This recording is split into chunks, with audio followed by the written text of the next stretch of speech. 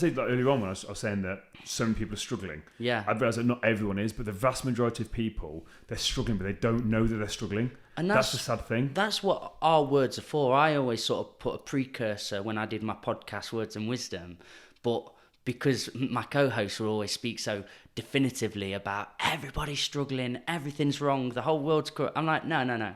My words are for people that are struggling. Mm-hmm. That's what my words are projecting out for. Because I remember when I was struggling, I would have loved to have heard me then.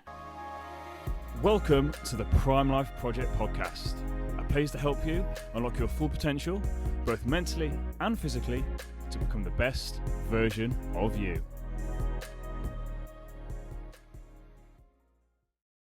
Welcome back to an episode of the Prime Life Project podcast. I'm your host, Daniel James, and today I'm joined once again by Mr. Mikey Markham. Mikey, how are we? I'm very well, thanks, Dan. How are you, mate? I'm right, thank you. Like I said, complete transparency today. Me and Mikey this is going to be the most winged episode we've ever done. We're having a chat before this. I'm tired. Mikey's had a busy week, and we're just chatting away for. And I had to turn the whole room around. And again, you'll notice this actually in the background. We are, if you're watching this on Spotify or on YouTube, you'll notice that the backdrop's a bit different. I am in the process of completely rechanging this office. So over the next couple of weeks, you'll see it completely revamped and reform and change. So the backdrop will change once again. So just bear with me if the backdrop's not how it usually is, but you get another kind of view on the office. Insight. Exactly. And then Mikey's had to quickly scuttle around. Mate, I was like Manuela for Faulty Towers. Yeah, I changed one angle and now what hadn't changed and the light moved. It was hard work. But we've got it all sorted out. Hopefully, like I said, everything's looking all fresh. But how's your week been? Have you been all right? Pretty good, mate. Yeah, really good. We're sort of back to the operations on the farm, which was a massive thing for me. And it's really nice. It's running smoothly, but there's been a little bit of frictions and stuff on the farm. Not with family now, but some of the kids. Yeah. I'm like, oh yeah, this is what I've missed. There's one of the things though, isn't it, when you got like all the kids that you can never understand what, like kids, like you can't. The dynamics. What's it? The worst things on TV. The worst things to work with. Don't kids work with and kids animals. and I've got both. Both too. It's like he's got like random sheep bonding around, and then you've got kids like. Imagine how blessed this feels for me. Do you know what I mean? I'm just like, oh mate, Dan, just sit over there. Guest, sit there. Just do your thing. Let's go. Get it done. That's the thing for me. I've never, until I've been in schools, obviously I only work with like year 9s, 10s, 11s, 12s, and 13s. Like I'm just can't. I've done some stuff to help me out at the farm, but 100%. It's just not my. We're getting older kids in now, though, so yeah, you definitely need to be coming to the news premise and working with them. Because that's the thing for me, I just don't know how to relate to them. Like that's I think I can't handle the chaos, but obviously... I'm looking forward to that, actually. We'll talk after this, but got some 16, 17, 18-year-olds that are very clueless at the minute. They're not sure what they're going into because they dropped out of school, not gone on to college, and in that little bit of, purgatory now. But I think a lot of adults are in that place anyway. So when we're talking about you're saying the kids are in that place, I'm finding a lot more recently that a lot of adults are in that same exact place where they don't really know what they're doing. And I think kids have kind of got a little bit easy in a sense of at least their path is sort of structured to a certain degree. Like you go to school and then college, whether you want to go or not, it's kind of structured. And then obviously when they finish that, then they feel a bit lost. Whereas with adults, a lot of adults are just kind of like, oh, well, I suppose I get a job. And then they're kind of doing this job and they're a bit like, well, what's my... Everyone uses that word, I take a buzz with that. What's my purpose? But it's like we actually just don't feel very good and they're just kind of bumbling through life, that makes sense. Well, I think that realisation's just come to them now because that carved out path where they've been walking was all kind of nice and just cosy and they were getting there. But then, there's a bridge here or I'm going into adulthood and that sheer cliff drop. Oh, nobody's telling me what to do now, and they're adulthood's also that age. Remember, adulthood's like idolised, like when I'm an adult, like, and it's like you think it's such a good thing to be an adult, and then once you get there, and you're like, well, this is no fun. Yeah, and it's also. Well, I was talking to someone about this the other day. I kind of make it seem like all people are lost and stuck. I don't think that everyone is, but the vast majority of people are. Because I was talking to someone literally earlier on today, about 2 or 3 hours ago, and she was saying to me, I said to her, like, what do you actually want out of life? And she kind of told me, and she basically listed these 4 or 5 things. And I was speaking to her about another 30, 40 minutes, and then at the end of it, I said, do you realise that your life right now is what you said you wanted? And so, what do you mean? So basically went through the list. I said, well, would you say that you've got this? She went, yeah. I said, this, yeah. And basically went through and went, so this dream life that you wanted, actually you've got it right now. Because basically talking about gratitude. Yeah. And she couldn't believe it. She's like, yeah. And I says, so imagine you were going your whole life trying to basically search for these things, but actually you've got them all right now. Because one of them was like safety. Yeah. Like, you actually have safety right now in this moment. And like you've got the house, you've got the spit. And she's like, It's not far from the Power Now book. Do you know the first bit where he's sat on the treasure, the homeless guy, all that time, and he realises it's from within? Yeah. But yeah, a lot of people are sat on treasure and already have it, and they've got the key and everything. What's the other? There's another. There was a parable or story. Yeah, fable. Yeah. About the Field of Diamonds, Acre of Diamonds. Have you heard about that? No, tell me. So it's. I'm going to probably butcher this story totally, but it was a farmer in Africa who basically had a massive plot of land with a little lake down at the bottom, and he basically one day came across something in his thing. It turned out it was a little bit of a diamond, and he basically I want to go and become a diamond hunter. So basically, he kind of sold his farm off. He basically couldn't do anything with the farm, so he sold his farm off, and then went to go and find diamonds. And then these other people came and basically bought the farm, and they then discovered a bit more of this river at the bottom and realised there was all these diamonds down there, and basically they dug up and the whole land and site was on diamonds. Yeah. So basically the whole moral, I've completely butchered that story, but the whole moral of the story is basically like we're searching for things externally, but actually the thing we're looking for is right here, right now. Yeah, like, It's basically very similar to that. Mate, that I love that story. I need to really find that and get that. Do you know what? No, I'll be going back to Dan's butchered version, and I'll be taking from there. It's the same thing. It's the same principle. Basically, like, we're all searching for this. The grass is always greener. Yeah, but actually, one of the biggest things for me is like this is why I always practice gratitude daily, like every single day. And I talk to people times like people want to be happy. Like fundamentally say to people they want to be happy. It's like if you ask them, well, what does happiness mean to you? They don't actually know. They can't articulate to you what happiness is. It's like, well, then you're searching for something you can't quantify. Yeah. So you've got to be able to measure, like, well, what does that actually mean to you? What does it look like to be happy and safe and secure, whatever it is? But then you've got happiness, but a prerequisite is gratitude. Gratitude's the most fundamental. I was just reflecting to going out with friends and having conversations, and one of my friends would be single and I'd be in a relationship, and at the time when I wasn't enjoying my relationship, I was talking about his freedom and single life and all these things he's got, and he'd be completely reflecting back, no, but mate, I want somebody there for me and somebody to love me and somebody to have that. So we'd be in this conundrum where we both like wanted each other's lives. But I know if we're having that same chat and the roles were reversed, we'd be talking in them reverse ways still. And it was our mentality that was the problem. I think they've got that saying as well, like comparison's the thief of joy. And I don't necessarily think I agree with that, because it depends who you compare yourself to and what you're comparing yourself to. Because in that situation there, like you're always comparing yourself to something opposite. Yeah. Just like, oh, well, I wish I had that. But it's like, yeah. But like it's not really relevant. You're comparing yourself to the wrong thing. Like you should be looking and comparing yourself to actually like other single people, if that makes sense. And let's say comparing is again also the wrong word, but it's just like looking at, well, am I doing something wrong? Is doing something different? And just kind of being a bit what's the word? Just questioning it. Yeah. And then same in a relationship. Curious, exactly. So in a relationship, like rather than be like, oh, well, you're single, you're free, you're doing all this. Actually, if you then compare yourself to other people in relationships, like, well, what makes their relationship like on the outside supposedly much stronger? And then you realise, well, actually they have date nights. So someone I know does like Lego, so every week they build Lego with their partner. And I'm like, well, that's pretty cool, isn't it? Like, and then they were talking about how when they have arguments, this is another person was talking about when they have arguments with their partner, that they go away into different rooms, they write out a piece of paper what their kind of beef is, and then they swap pieces of paper. Nice. But all these things, it's like, so you're comparing yourself to that in a really constructive, wow, that's interesting, rather than well, this relationship's rubbish, like look how good everyone else is. It's well, what things can you sort of take and look into it? And like, I think people look for comparisons in just in completely wrong places and for the wrong reasons, if that makes sense. Yeah. I think you've got to be happy and content within yourself and whatever relationship you have, either with yourself, if you're by yourself, or with your partner, and then be like, right. And also kind of accept the reality that you created and try and optimize that reality. Because it's like, no, you're in a relationship. You can sod it off. But how's about working on it and making that reality a very different reality to what you've conjured up? Because it's like Tinder culture, where people want, you know, oh, I want to change it. And this isn't working. Suck it off. Got to be Instagram. That's where they're starting to compare in a negative form. Yeah. Because they're looking at this one tiny insight of someone's life and hoping it's like that when you've got no idea what they're talking about behind closed doors. Exactly. That's when the people I'm talking to referring to, it's like, I know their relationships are really good. So when you know it's like, so what do you guys do? So again, just asking that question, they'll tell you. It's like, oh, well, we kind of do this or do that. Like, oh, communication used to be really bad, so we've worked on it. This is what we do now. Rather than I said your Instagrams, because like I said, people can always post, and there's always the ones that you see on Instagram where they break up, and you're like, oh my god, I thought you guys were amazing. Yeah. And it's like, what made you think that? Well, all the stuff you post on Instagram is like, it's just like a smoke screen. Because I saw a quote the other day, and it's nice because it said, mistakes are great, but you don't have enough time to make all the mistakes. And that's the beauty. People do know things you don't, and it's going and asking them people their route to it.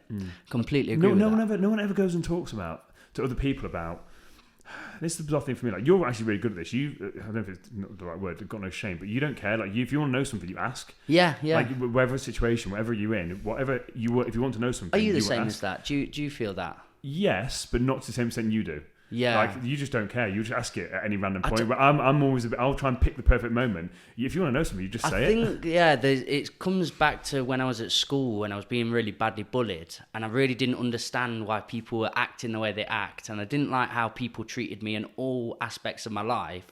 So I just needed to understand everything then. It's like, why is this the way it is? And I'd question so many things, and authority figures would batter you down and tell you to just shut up, stop being curious.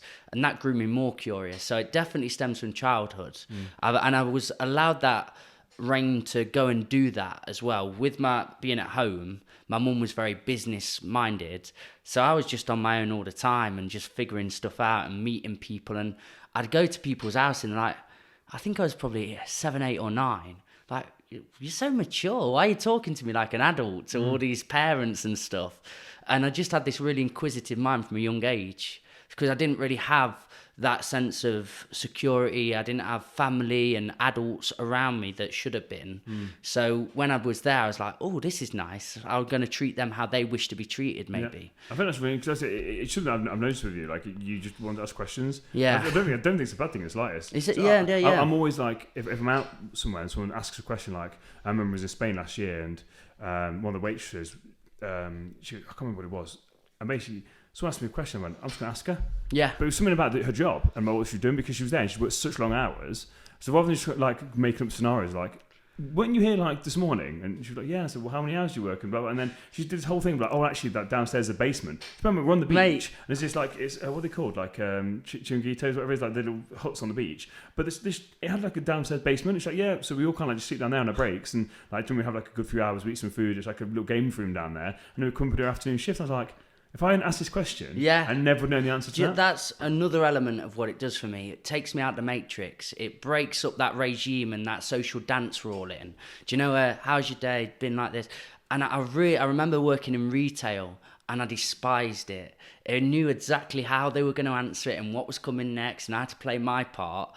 But then I thought, if you get a bit more inquisitive and a bit more creative with the questions you're putting forward, it really breaks that mold and people are like, oh, what's this? And I thrive so much more in that environment where it's a little bit wacky and weird and different.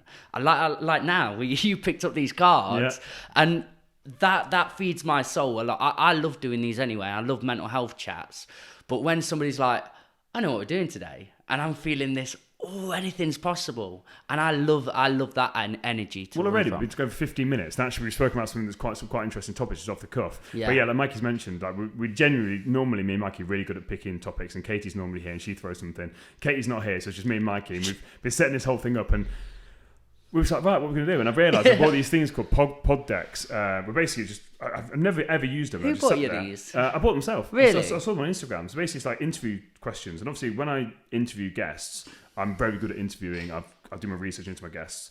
So I bought these actually for me when me and you were talking, if we didn't have anything to talk about. That's or just amazing. random things, but I've never used them. So actually, I just thought we could basically play this game and Mike's going to flip a card over and ask me a question. Dude. I'm sure I'll probably do it to you as well, but we've got no idea what we're doing with this. Again, I'm excited. Completely, we've got, again, maybe shuffle them about. Well, that was seamless of getting into that, but I'm really excited about this. Yeah, because I've never, literally, the only reason I got them was because I thought at some point, like, we're going to struggle with topics. Does that mean that your algorithm on Instagram's really suited for you? Because if it's suggesting stuff like this, it randomly popped out. Well, there must be someone I followed, and I saw mate. it, and I thought this is really interesting. And I said, I've never used them. I think I flicked through them when I first got them. I'm going to bring you another game. They're called Sussed as well. Yeah. They're cool people, but let's go with this one. Yeah, go on, let's go try this. What are they called? Should we tag them in it? Yeah, pod decks. Yeah, pod decks. Beautiful. Okay.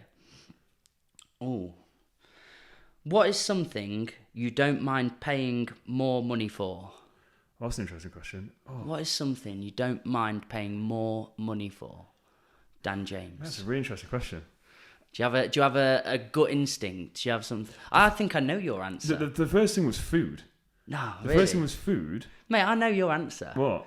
You spend so much money on bettering yourself and mental health. Oh mate, that had not even crossed my mind. Literally, That had not even crossed my mind. You go to more courses than anybody I've ever met in my life, and I love that about. That is inspired me and propelled me to do that kind of thing because I never imagined doing that before. But isn't that interesting? Because that for me wasn't my first response. Do you know why it wasn't first response? Because it's just so natural. I don't. So what's the question? Somebody you don't mind paying more.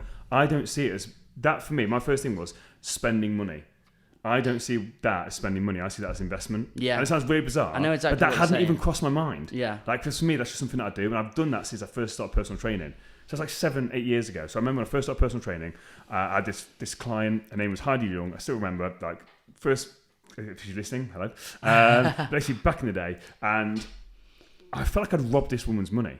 After the first session, when I was a qualified personal trainer, and I'd been a fitness coach for 6 months, my first personal training session, I thought I'd robbed this woman's money. And I felt horrific. I was so uncomfortable. I didn't know what I was doing. It's like, I need to learn more. So basically then, within the first 6 months of being a personal trainer, I think I must have spent 5 or 6 grand on courses. So I travelled to Wales to go and learn from this guy. I've been on another seminar in Sheffield. I bought all these books, and then that's why I then ended up working then at M10, which at the time was a top personal training company, within 6 months. Because literally people saw and was like, wow, this guy's getting really good results. He shouldn't really be getting these kind of results. Because I didn't like not knowing. Yeah, so I've done it from such a young age. So right now, when you've done this, right now when you asked that question, my first response wasn't that, because I don't see that as something that I don't mind spending more money on, because that's just a given. Do you know what I mean? If whatever I'm looking at in life, I always look for my weaknesses and like, well, where can I improve? And how many people put themselves off and block themselves because money's the factor? And it's like, but how do you put a price on happiness? So it's not, for me, it's not even happiness. And this is I think I did an Instagram post on this or something, but the best investment you can make is on yourself. Yes. Because it never depreciates. So you spend this money. So again, I spent 5 figures last year on this mentor. So I've got 2 mentors currently. There's one mentor spent 5 figures. So again, more than 10 grand. And that seems like a large sum of money. This is when I just left the gym. But I knew myself, I was like, I am feeling uneasy right now with where I'm at. And although I know a lot of this mindset stuff, I'm in a real good space. I'm going into real uncharted territory. And there's a real danger of my ship kind of getting lost. So I'm going to go all in. And although right now my return of investment financially hasn't been the same, by the end, this time next year, it will be. By this time next year, it will be double, triple, quadruple that, because it's taken me almost a year now to really take on board the information I'm learning. So again, long-term listeners of the podcast, you'll see the information has drastically changed in 2023 because of all this information I'm learning. I've thrown myself into it. That's an investment that, yes, at some point I'll get financial return for it. But that's not why I did it, because for me, it's then meant that I can control my life more and push it in the right direction. So the direction I'm now going in, I've got complete clarity. Probably for the first time in my life, like complete, utter clarity, like when I did that Educating Idiots podcast. Yeah. Big shout out to that. Go check them out. The podcast they've done there, phenomenal. I know exactly where I'm going. Yes. So when they asked me the question, where are you going in 5 years, or where would you like to be in 5 years? My response was, no, I'm not where I'd like to be. I am going, and here's where I'm going. So I now have got complete clarity with where I'm going in my life. So the filters, everything in my life, I'm filtering, is this moving me towards where I want to go? Yes or no? Yeah. And I've never had that before, but I've now got the understanding behind it. So it wasn't a case of me just doing this mentorship. It's like, well, actually, I need to understand it, not just understand myself. It's now put me in a position where actually my life is exponentially got better and I'm in so much more control. And again, probably you've noticed it maybe in like listeners, like how I am is very different to how I was last year. And that's very all channeled because it's like it's given me such clarity and focus I've never had before. You've got a really healthy compass. Exactly. You know where you're going. And but people, to your point, people looked at that price tag. Yeah. But for me, I'm like, you can't put a price on that. No. And now my next step, right, what else is there? Because when you're paying that amount of money for stuff, you value it more. So that's when it comes to anything. I've got a friend at the minute, no names, but a friend who's compass, and they are just throwing it in all the different places. So all this money on materials and possessions, and they go there and it's like, oh no, that didn't work. And then it's a holiday, but it's like, but you're still there at the holiday. So when you're back, it just exacerbates it more because you're like, well, I just want to be there. And it's this mindset thing. And I just want to say, just spend a month on a different way of spending your time and your money and your energy and just see if that works, because I hate such a lovely human, But seeing them just spin in this cycle and knowing it's all external things, and you're like, it's never going to get there. But do you know when you kind of break out the matrix a little bit and you immerse your life in this and something that you love and your passion, you forget people live like that, don't you? It really... And that's what I said earlier on when I was saying that so many people are struggling. Yeah. I realise that not everyone is, but the vast majority of people, they're struggling, but they don't know that they're struggling. And that's the sad thing. That's what our words are for. I always sort of put a precursor when I did my podcast, Words and Wisdom, but because my co-hosts will always speak so definitively about everybody's struggling, everything's wrong, the whole world's corrupt. I'm like, no. My words are for people that are struggling. Mm-hmm. That's what my words are projecting out for. Because I remember when I was struggling, I would have loved to have heard me then. And that's the only reason I put this out there. So for people that are cool and killing it, if they enjoy listening to this, wicked. But my real words are out there for the ones that are lost and are suffering. Because that's exactly it. So for me, people listen to this and they're in a great headspace. Amazing. But you can never acquire too much information on this topic. 100%. And again, you might learn one thing today. One thing, and that's it. And you don't know when you need it, but you just put that in your arsenal. 100%. And then if you're struggling at some point in your life, because again, mental health doesn't discriminate. It doesn't care like your sexual preference, your race, your age. For us, hasn't it? Exactly. So like I said, it doesn't. You get every single person from every walk of life can struggle with mental health at some point. So this podcast is more there just to either help those that are struggling or just give people that ammunition just sat there. So if they are struggling, they're like, oh, I listened to a podcast that one time about depression with Mikey and I, or whatever guest it was, and you just quickly go back to that, and then that guest is giving you some real usable information. And that for me is like, because the more you hear it, and it's like repetition. For me, repetition has been the key word that I've used a lot recently. It's like repetition. So the more you hear this stuff, like I said, you hear a lot of the guests, they say all very similar stuff. It's just like, so we mentioned about Ed Darling, who will be the next guest that comes out. Like the stuff that he said in such a different way that I've not really heard it before. But it's all very similar information, but the way that he articulated and it came across was just a completely different angle. I was like, wow, that's so interesting. And that may help you when you're doing a talk at school and you're like, I'm just going to use that analogy because it was so great, and that reaches a couple more people, or in just people in a different way. Exactly, and that's the thing. It's just putting the information out there, and it will land where it's meant to land. Yeah. People it's meant to resonate with, which is why, again, my only issue with potentially using these cards was we need, like I said to you, we need to keep it kind of mental health and mindset based. Yeah. And when you ask that question, well, how can I talk about food to make it mindset? Then actually, again, and this is even more going off topic, but say off topic, there is no topic for today. It's about how the universe, like, it will always guide you with where you're meant to go. So right now, you've asked that question, and we've again gone off for another 15 minutes talking about another topic that we don't know we're going to talk about, just off the back of that one thing, and hopefully added some value for people, because people, like you said, they get worried about spending money on themselves. Now, again, it doesn't necessarily have to be a course or a mentor or anything like that, or coaching, even though I think coaching is definitely something, I think something people should seriously consider. Yeah, 100% should seriously consider, because then you've got a guide to guide you through the uncharted waters, and it will save you a lot more money and also time, energy and effort. So that's my view on that. But even if it's not necessarily just that, just making sure that you are looking after yourself. It doesn't necessarily have to be financially, but put your energy and focus on yourself first, and it'll make things a lot easier. Well, that was the thing with that person I was alluding to. They were saying, oh, but I've got no money for a counsellor, I've got no money for this. And I'm like, but you just bought a new car that week. Imagine how many sessions that could have got you. And what kind of car is it? So I've had this conversation with status car. Exactly. So I had this conversation with someone before where they come and see me and struggling. And again, I don't give out financial advice. That's not my bag. But this person was literally struggling for money. And that was one of the biggest stressors, and said, look, how much money are you spending on that car? And they were like, oh, and they told me, and I went, do you need that car? Is it purely for ego purposes? And they were like, completely ego. And so I said, right now you are struggling financially, and each month you're paying for this car, which is completely ego driven. How about you get rid of that car and just knock it down? And they did exactly that, and said the best decision they've ever made. I was just going to say, how much lighter does your life become when you knock your ego about so much and you get rid of all those decisions you made through ego, and you're like, oh, I'm just going to be me. I'm just going to go on my journey again. It really, I remember so many things I had with status, and the second I was like, who am I doing this for? And I just completely reframed it all. Been questioning, mate. Ask yourself that, but no one wants to ask themselves those questions. It was just as you were telling that story, I got this lovely tingle inside where I was like, oh, I remember making that moment of realization and how much it upside down my life in the best way possible. Should we do another one? Go for it. Beautiful. Right. What we got? Nervous now. You ready for this? I actually want to know this. Oh gosh. Because, okay. Oh, not weird, but what's something weird you do before bedtime?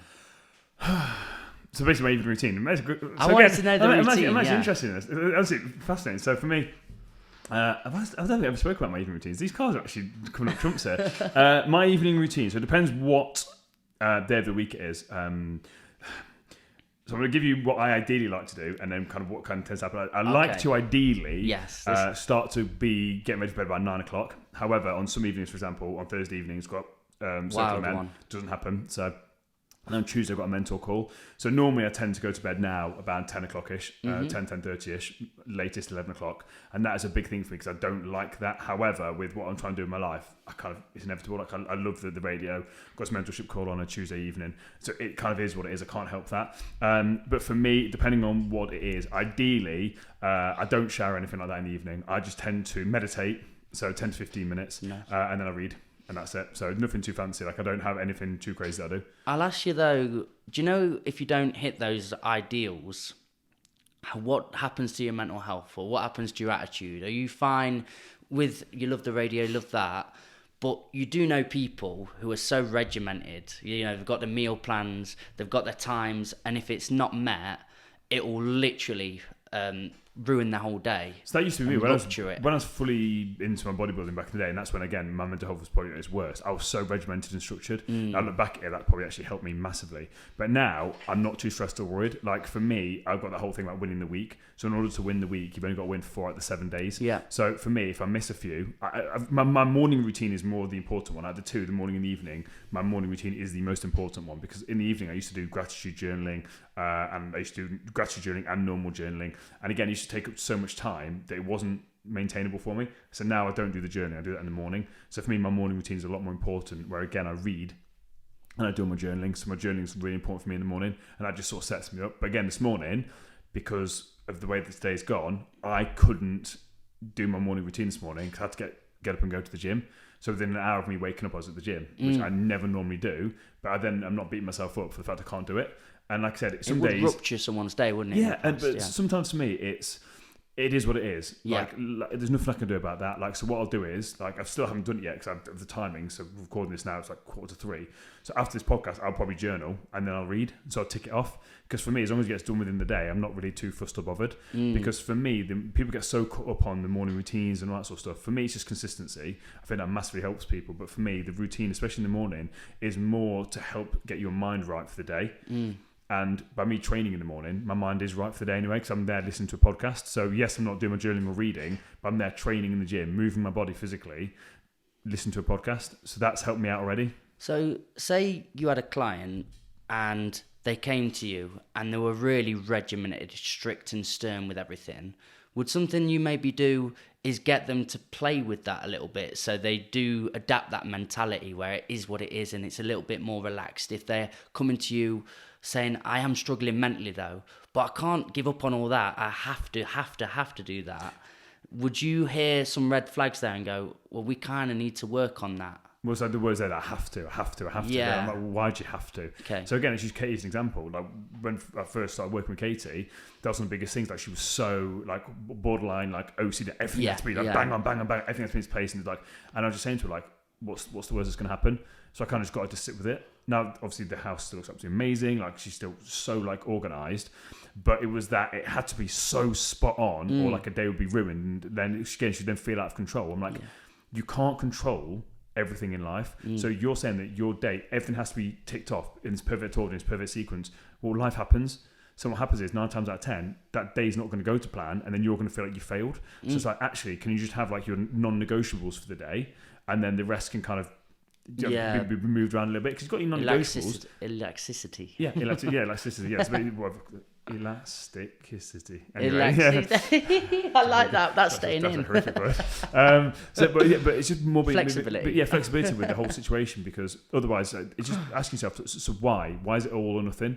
And normally, again, it goes back to childhood where your parents or something like that, like basically drilled it into you and regimented it into you. But it's more, I think, people do it for control.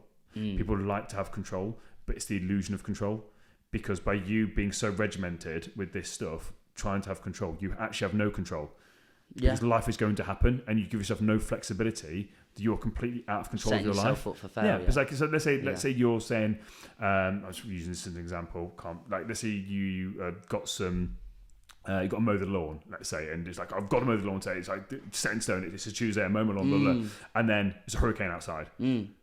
And you're so set. Oh no, you're going to go get killed in this hurricane. Yeah. Do you know what I mean? It's like, and that's an extreme example, but you've got to have that. You've got to have that flexibility. Yeah. Just be like, okay, not today. It doesn't need to get done today. Let's do something productive. There's something more important here, which is my health. Yeah. So actually, I've got to make sure I'm safe. So again, there has to be, like, if there's non-negotiables, but even with your non-negotiables, understand that, using that analogy, if one of your non-negotiables is to mow the lawn and something major happens, like when your kids is ill, that then's got to take priority. Yeah. Especially if you've got kids, that's also like, you can't have that all or nothing mindset. You have to understand that sometimes, like, you just can't get done what you need to do. So then you're asking yourself, in a situation, my whole day and plan's gone absolutely out the window. What can I control right now that's going to help me? And especially if people want control, just control your breathing for a start. Control your thoughts and ask yourself, where do I want my energy to go? What's my intentions now that my ideal plan hasn't happened? What can I control? Where do I want my energy to actually go? And then just take control back that way, which ultimately is all the control we have. Yeah. We don't have any other control apart from our energy and our intention and our attention. Like, where do you want that to go? Because that's ultimately all you can control. I love that. And it's that reframing. We've asked 2 questions, and for me, these are 2 massive things that can help people and transform their lives massively. Big hurdles that people need to cross, from really struggling to break the regime, break the structure, and also trying to find happiness in all these external places. I think that's massive for people if they could take the 2 things so far away. Let's go for one more then. Yeah, let's go for one more. Should we try? I like these. I like these cards. Thank you, guys. Who are we? Pod decks. Yeah, Come on, then. I'm going to get some of these. Yeah, they're right. Right. Oh, that's interesting. Yeah, okay. Who's someone you'd like to trade places with for a day? Ooh. I think that is a good question. I don't think you can go for the cliche, I'm not doing it, I'm happy being me. No. I want you to think of it would be someone that's high performing. Maybe like, you know what, I'm going to go with Tony Robbins. Yeah, you'd be you in his body though, like your mind. What's the question?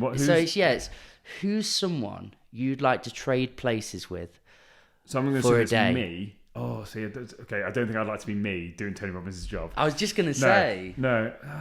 That's an interest. But yeah, you're not like you're on a similar trajectory as him, though. So surely. So the only reason I want to do that is, so in my head, the question was, which again, interesting interpretation, was like if I could kind of just like trade places and kind of be inside his head. I get you. So it's bizarre as that sound. I'm just sat there inside his mind, knowing what it likes. Just literally. So there's his body and like what he does. I'm like, oh, so that's how he handles that situation. Oh, that's how he handles his schedule. That's how he handles his diary. Like a split personality. Yeah, exactly. Like a fly on the wall, like a fly on the wall with like an insight into his internal dialogue. That's clearly not the question. Who'd I trade places with? I think you've got to be your mind, so just me, but it's I'm Dan doing their James job within their vessel, their meat sack. That's a very, very difficult question. No one spring to mind. No, honestly, I can't think. But even like someone like you, Joe Rogan, I'd love to do. Just actually like with some of the people he gets to interview, because he's got a bit more of that laid back sense about him, whereas in a group of comedians, and if you didn't want to be with all the crazy scientists and the people with this far superior to my comprehension knowledge, I'd just go and hang with all his mates and have a bit of a gang. Or Stephen Bartlett again. But whatever it is, but I'd like to swap places with a podcaster who has access to like top of the all top guests, like, for example, Elon Musk. If I could trade places, like, if I could pick a time and a place, I would swap places with Joe Rogan and interviewing Elon Musk. Now again, I don't really know much about Elon Musk, but again, having that kind of mind opposite you, wow, like some of the questions you could ask that guy would be phenomenal. I'd book a full day out of podcasts and I'd make it in a certain way where I'm like, I'll talk to Elon for an hour, but I know that I can't stand more than an hour because I won't understand any of it, but I'd be fascinated to listen and hear where he's at. But then it'd work its way around sports people. He's just very eclectic with who he gets on, isn't he? Because that's the thing, like I said, I love my life. So when you ask that question, who would trade it for a day? Like, there's no one I'm doing it in the sense of I want their life because I'm creating my own journey. Like, for example, you mentioned Tony Robbins. It's like, for me, obviously, I'm nowhere near that standard at all, but that's where I'm going. And again, Tony Robbins started somewhere. So I just see myself as like 40 years behind him, however old he is. Not that old. 30 years behind him, whatever it is. Sorry, Tony. Big Tone, sorry. Definitely watches. And So for me, it's just seeing how they handle those day-to-day things, because it's like there's me at the start of this journey with what's coming later on this year with what I'm creating. I would love to be able to get into his brain and just see how he handles those situations. That would definitely be something to reword the question. That would definitely be something I'd like to do, just to sort of see how does he handle it. What's his morning routine like? Like what's his internal monologue when he wakes up? Because that's the thing for me. Although I know that everyone has these negative internal things from time to time, I'd love to see how he talks to himself. And obviously people say they practice what they preach, but I'd love to actually see, because obviously, like, I know what it's like for me. The more aware that I get and the more I'm pushing on this path, the more I push on this path towards my goal and I get more in alignment with who I am, that voice has got louder, and the more crap it's throwing at me, like imposter syndrome and stuff like that, the louder it gets. So even when we started this podcast, for complete transparency, when we basically started it with that plan, in my head I'm like, see, you're not that good. You're not that good. You can't think of a topic to talk about on a podcast. I get you. That was literally, as we started recording this, that was literally the internal monologue that came on in my voice. In my head was saying, you can't be that good at what you do because you can't think of a topic to talk about. Mate, and I'm do like, topics every week. Yeah, and I'm like, I'm down doing 2 podcasts a week. But even that, but then straight away I called it out and said, this is happening for a reason. The universe has done this. It's like, it's going to work out. But that's what sets you apart as well. You'll have that honest, authentic voice to come forward and say, this is how I was feeling. I think a lot of people have them internal dialogues, don't put them out and share a very small percentage of themselves. And that's where people are following the blind sometimes. Yep. Do you know what I mean? I said this thing, I said it on that Educate Ninjas podcast again. That's one of the best podcasts I've done. As a guest, purely because I was genuinely in my flow state, and I was very raw, I felt it. Raw, I enjoyed being in that room. honest. And that's things like, and it's there for me to be like that in front of all these guys. It's just really easy when you're in an echo chamber, when, like, you know me, Katie knows me, and the guests. It's like, so it's really easy to portray a certain thing. Yeah. But to be in someone else's turf with these 3 strangers that, well, obviously I know Joe, but I didn't know, again, the sound guy that was all there. Like, I didn't know any of these guys, but for me to actually show up again as that authentic self, because again, when I'm in schools, I show up as my authentic self and I'm very vulnerable. But again, that's in front of school kids. Like, to do it in front of grown adult males is very, very different, and with their audience as well. So for me, I am very open and honest about the fact of that I do still struggle, because I don't want people to think this podcast is me preaching. It's not. It's me being like, listen, I still struggle. I still go through the exact same stuff that I did 3, 4, 5, 6, 7 years ago. The difference is I'm a lot more aware, and I don't allow myself to go down that slope. I call myself out a lot quicker. So even then, like, I could have, at the start of this podcast, that kicked in. And again, mate, I genuinely thought to myself, just sack this podcast off. When we started talking, and we didn't have a plan, and that popped up. Yeah, the other part of it was just say to Mikey, we're done, we're not even doing it. Should we start recording this? Because like, just cut it off. But I was like, no, like, we're going into this. And again, I fully believe everything happens for a reason. It's been a really good podcast. And again, and look at the 3 things that's come out of it. But if I'd given into that voice, we wouldn't have been recording this. Yeah. And that's the key thing I want people to, and this is fundamentally the gift I want to try and give my clients, is that self-awareness to know what is the true authentic version of you and what do you want. The value of this podcast is not the Daniel James show. Although technically that's what it is. It's not that. It's how can I actually add value to my audience. So today I didn't have a topic. This is good advice again. So I didn't have a topic. So that means I can't give any value to the audience. Well, absolutely not, because you're here as well. So it's not just me talking. You're here, so you can add value. So even if I don't show up with anything to talk about, I've then got to trust that you've got something to talk about. We've then got these decks of cards. The whole point of this podcast is to add value. It's not about me just talking about whatever. Do you know what I mean? And that's the key thing. It's like I've got to stop making it about myself in that situation just then earlier on, and be like, no, it's about my audience. And you'll surprise yourself what you fall into, because this could be a new element to us. Do you know, when we do a chat and we're like, I'm not sure, should we just get the cards again? It's been really fun. And so on Spotify, if you're on Spotify, at the bottom of the thing, there's a question that says, how did you find the episode? So let us know how you found this episode. We'd be really interested to know. And if you're on YouTube, write a comment to, again, let us know what you thought of this episode. Yeah, I had a very similar experience as well with the BBC that we do. When I was going through my struggle, I obviously didn't go for a few weeks where I was in the heat of it, but I was very close to then being like, I'm not going to go back. It's just too much out my day. I need to focus on this. But then I was like, no, I'm going to give it a go. Went back for an episode. I was like, I need that. And for a selfish reason, I need that in my life, because it aligns with everything, with being in the camaraderie of us guys, being able to talk about mental health open and honestly, share the stories, listen to others. It was so integral. I came back on the phone to Chrissy like, dude, I'm buzzing. I needed that in my life. It's like therapy, isn't it? Like, even if you go there and you're not in the right mood, you don't have to say anything. Yeah. You know, if you just go there and say, guys, I'm not talking today. I've been and said very few words before, but I just like being in the energy of that. It's fantastic. And I put myself off so much doing that. But again, like you say, when you dive into something, often and mostly often, it's surprising what you get out of it. And the universe, like you say, if you can just go with it, guide with it, and use your GPS, your inner gut as a good signal and indicator, it usually provides, doesn't it? Yeah, just step into that. Like we did the whole episode on fear. Just step into it. Just step into it. Just lean into it and be like, okay, it's gonna be a little bit uncomfortable. We're gonna sit with it. Yeah. So today, like I said, you literally said to me, this is completely like not like me. Yeah.